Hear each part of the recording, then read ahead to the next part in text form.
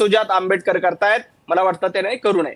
निश्चित नवनाथ बनजी, तुम्ही देखील अनेक प्रश्न उपस्थित केले आणि RSS वरती आरोप करू नये आणि होत असलेले आरोप कशासाठी या संदर्भातली शंका उपस्थित केलेली आहे, याची सगळी उत्तर मी सुजातजी यांच्याकडून घेणार आहे. तुर्तास धन्यवाद, तुम्ही आमच्यासोबत जोडल्या गेलात त्यासाठी. त्यानंतर आपण थेट जातो आहोत वंचित बहुजन आघाडीचे युवा नेते सुजात आंबेडकरांकडे. सुजातजी, आपण नवनाथ बन यांच्या प्रतिक्रिया देखील ऐकलेल्या असतीलच, मात्र एक मला थेट प्रश्न तुम्हाला विचारावासा वाटतो. पब्लिसिटी स्टंट असल्याचा आरोप एका बाजूला आता तुमच्यावरती होऊ लागलेला आहे, दुसरीकडे RSS वरती हे आरोप करत असताना जर तुमच्याकडे पुरावे असतील तर ते सादर करण्यात यावे असं देखील थेट आव्हान त्यांनी दिलेलं आहे. सुजातजी, सगळ्यात पहिले मी आपल्या सर्वांना हे सांगू इच्छितो की मी पब्लिसिटीसाठी काही करत नाही. मला पब्लिसिटीची कोणतीच गरज नाही. मी जे बोललो ते विश्वासाने बोललो आणि ठामपणाने बोललो आणि त्याच्या मागे सत्य आहे म्हणून बोललो. पब्लिसिटी स्टंटसाठी आमच्यापैकी कोणी कोणताही प्रकार करत नाही हे आपण सर्वांना मी सांगायची इच्छितो.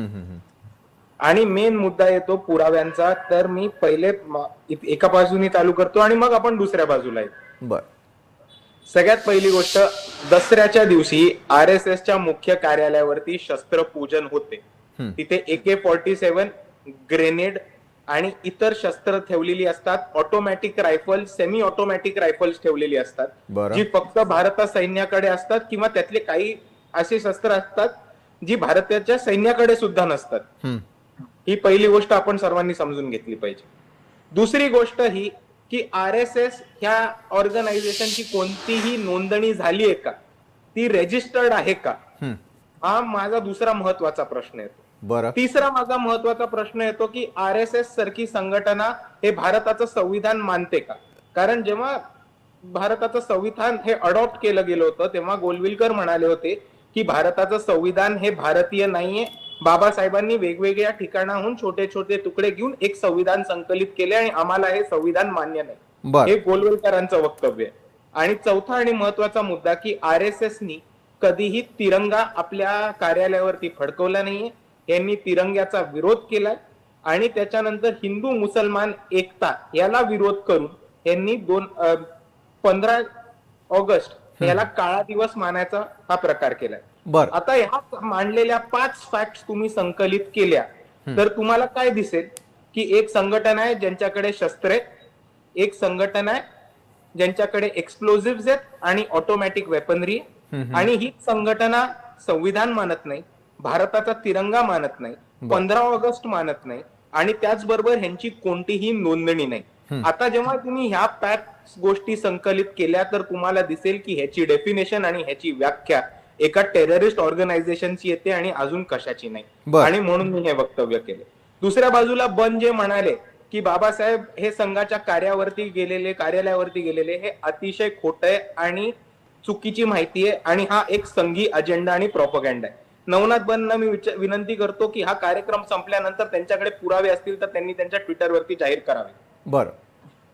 आणि त्याच्याहून महत्वाची गोष्ट म्हणजे बाबासाहेब आंबेडकर यांना RSS किंवा राष्ट्रीय स्वयंसंघ ही संघटना कधीच मान्य नव्हती.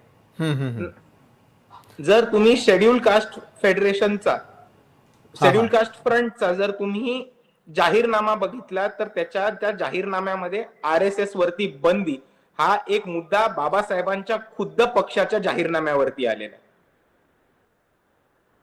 बरं सुजातजी, आणखी एक प्रश्न मला आपल्याला उपस्थित करावासा वाटतो. जसं तुम्ही त्या ठिकाणी बोलत होतात, सभेला संबोधित करत होतात आणि संबोधित करत असताना AK-47चा उल्लेख झाला. मालेगाव बॉम्बस्फोटात इतका शस्त्रसाठा किंवा स्फोटकं आली कुठे हाही प्रश्न उपस्थित केलेला होता. खरोखर त्या काळामध्ये AK-47 किंवा या सर्व गोष्टींचा वापर झालेला होता का? वापर, माझा तुम्हाला उलटा प्रश्न आहे सर, की वापर होईपर्यंत थांबला पाहिजे? AK-47नी गोळ्या घालून लोकांचा जीव जाईपर्यंत थांबलं पाहिजे का? AK-47 अनधिकृत आहे, इल्लीगल आहे म्हणून पोलिसांनी कारवाई करून जप्त केली पाहिजे? 10 लोक मरेपर्यंत थांबणार आहात का आपण? निश्चितच आहे. आणि याच प्रश्नाचं उत्तर शोधत कुठेतरी आता कुणाचं नेमकं पाठबळ मिळतंय, कुणामुळे हे सगळं घडतंय हे शोधून काढण्याची वेळ आलेली आहे का? आणि पुढच्या काळामध्ये सुजातजी ज्या ज्या ठिकाणी आपण सभा घेणार आहात, ज्या ज्या ठिकाणी संबोधन करण्यासाठी जाणार आहात, कुठले महत्त्वाचे मुद्दे त्या ठिकाणी आपण उपस्थित करणार आहात? सुजातजी. हे बघा, आता जिथे जिथे सभा होतात तिथे तिथे स्थानिक मुद्द्यांबद्दल बोललं जातं आणि त्याच्याहून महत्वाचं की सध्या जे राजकारण चालू आहे, सध्या जे वातावरण चालू आहे, एक आंबेडकरी चळवळीतला तरुण म्हणून लोकांपर्यंत त्याची माहिती पोहोचवणं, अवेअरनेस पोहोचवणं आणि त्याचबरोबर जी माहिती येते, पॉलिटिकल डेव्हलपमेंट्स असतात त्या सोप्या करून लोकांना सांगणं, हे मी माझं काम समजतो. बरं. आणि त्याच प्रकारे माझं वक्तव्य पण असतं आणि त्याच प्रकारे माझी भाषणं पण असतात. बरोबर. आता RSS ही रजिस्टर्ड ऑर्गनायझेशन नाहीये. RSS कडे वेपन्स आहेत.